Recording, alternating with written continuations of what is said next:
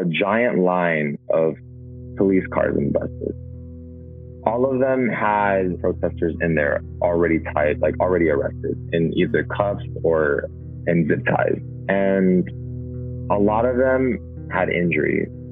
Some people have been in those buses for 4 hours with no food, water, a bathroom break, anything, because they're waiting to be processed.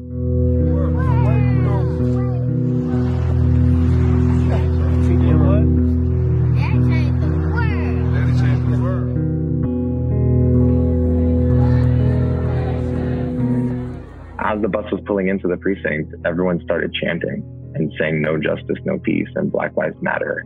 Even in handcuffs, even waiting to get processed. We're not going to take it and we're not going to be silent. I don't think people are realizing that the cops don't care who is there or who started what. We're all peacefully marching, and now a helicopter comes by. The fact that a helicopter being flown by NYPD is that close to the ground, we saw them use the helicopter as a scare tactic and would just hover over us, blowing wind and dirt and dust into everyone's eyes. The police, what they do is they like to kettle people. They line up in a formation and they rush towards the group to scatter everyone. We got kettled when we were peacefully protesting and had our hands up. A lot of the hands up, don't shoot chants start coming into play when we start noticing police getting violent. It gives further evidence to show that they are being violent and we are not. Let's say if there's a big crowd and you see people ahead of you with their hands up, that is already a sign that there's police nearby. Another thing is saying the victim's name. Say his name, say her name. Black people specifically are in danger because it keeps happening and happening time and time again. That's where our chants come from.